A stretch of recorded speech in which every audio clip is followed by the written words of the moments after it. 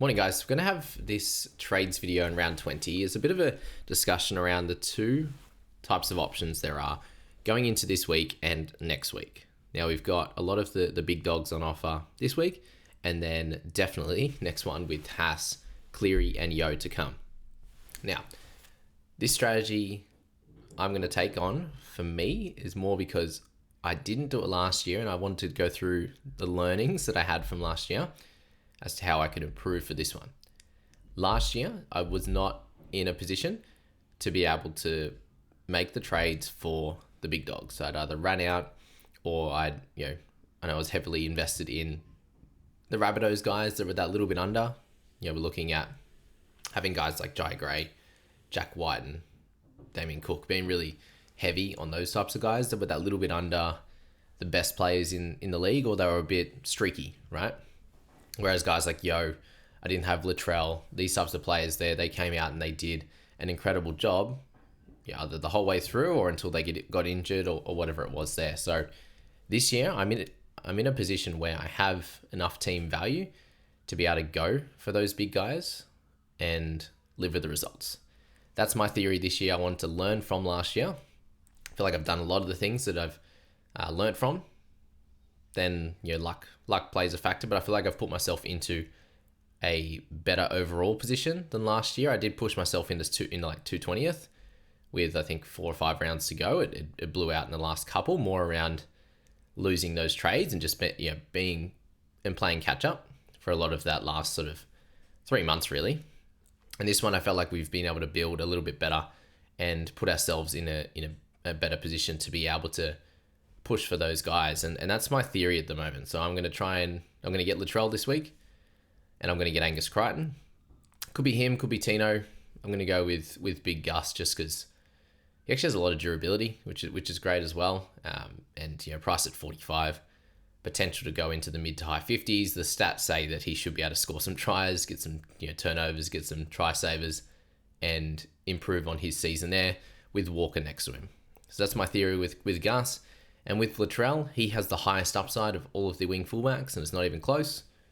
With the 7 style play that he has to go along with his running game, and his passing and everything else, he's got the full package. And if the South can have a solid little hit out to finish this year, he has the chance to go 90s and propel my rank forward. That's my theory with that.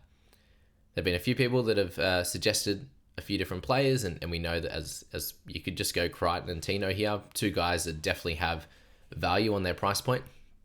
You can also go for a Dylan Edwards down a wing fullback. I could also not go for a wing fullback, as I said, and go for those couple of guys up there.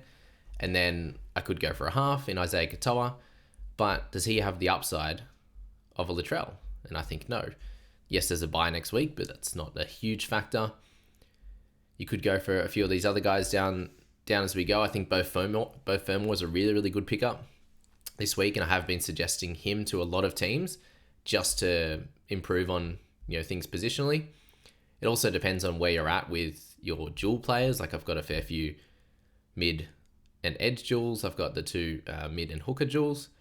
I've got the half wing fullback with Campbell. I've got 3 center wing fullbacks, and then heaps of halves and all the rest there. So a couple of edge players in Crichton and Hosking straight up. So plenty of coverage across the team. And if you don't and you're lacking a bit of that, then Beau Fermor, knowing he has the random upside game as well, but should be very consistent in the 50s and 60s, you can go down that path as well.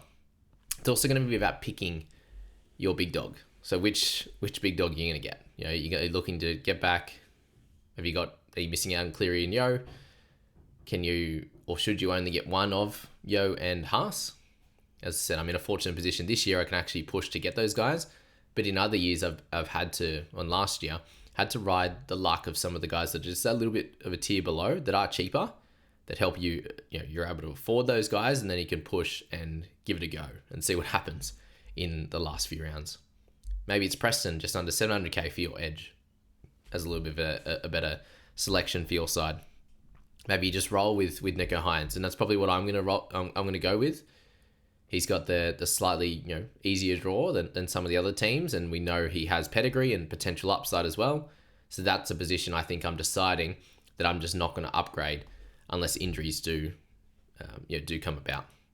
I've got upside in my wing fullback and centres. I've got Turbo, Nwangi, Tawaze, Farnworth, Garrick, potentially less upside, but we'll see. You got Teddy, Karaz, Latrell. Those guys can all have an absolute field day on their day.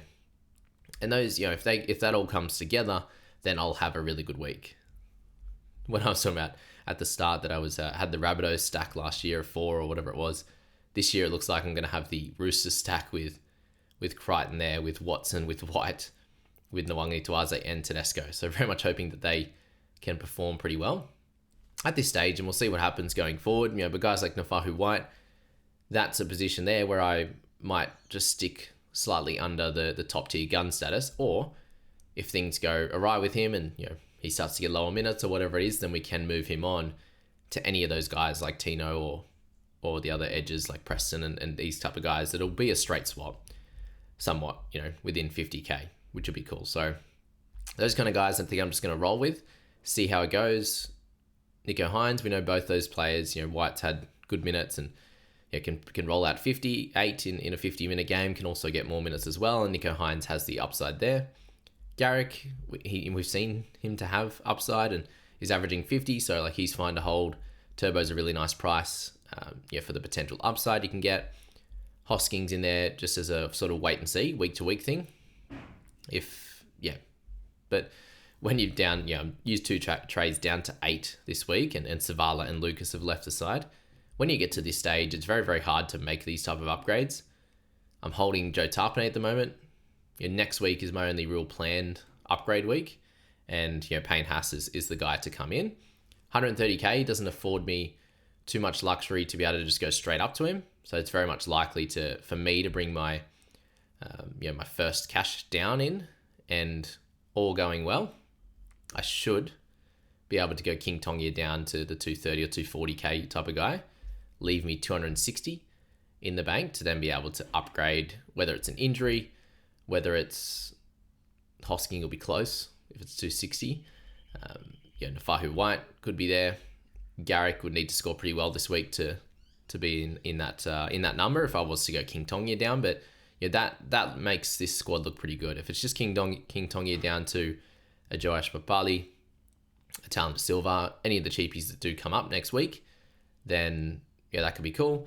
Latu Fainu could be the other one to go down, or just any other injuries, right? Because they're going to come, and a lot of time that can help you to get you to that that final gun team that you really want. And if I'm using 2 trades next week to get to Haas, leaves me with 6 for the final 6 rounds, which isn't so bad at all. We can use Tarpanay as an easier upgrade target as well, even if he does lose 30k. And if he gets 42 minutes again, then it becomes an easy sell. Whereas this week, it's like, well, we know that he can be a 55, 58, 59 guy, which he was early in the season. If he can come back out and do that, then he's a clear guy we want now 13, 17, and he'll do great. So a few different things that we can maneuver around. An injury could come to Colin Matangi, and then it's an easy straight swap, which could be helpful as well in getting a Haas. Or all these different things can happen for it to work out for you. Or one of my centers or wing fullbacks that I'm kind of loading up on a bit. Now I've got Turbo and Nawa on the bench there, and I'll be looping Nawa this week.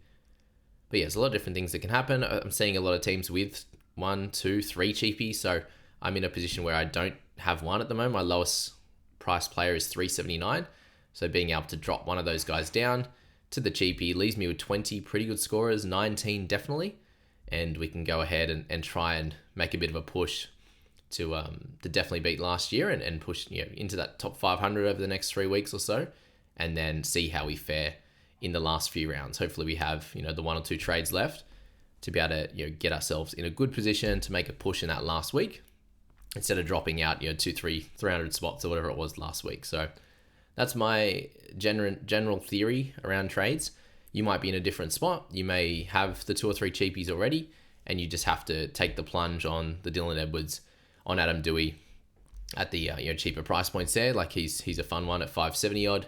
You may want to go for Tino, Crichton, these types of guys there, rather than pushing yourself up to an Isaiah Yeo, who likely scores a bit better than those 2, but at a much higher price, 110, 115k more expensive. So we'll leave it there, guys. That's the trades video for the week. Hopefully that was very helpful for you crew. And we'll leave it there and enjoy the week. I'm glad we're back to normal programming. And good luck tonight with the Herbie Katoa versus Drinkwater Bowl.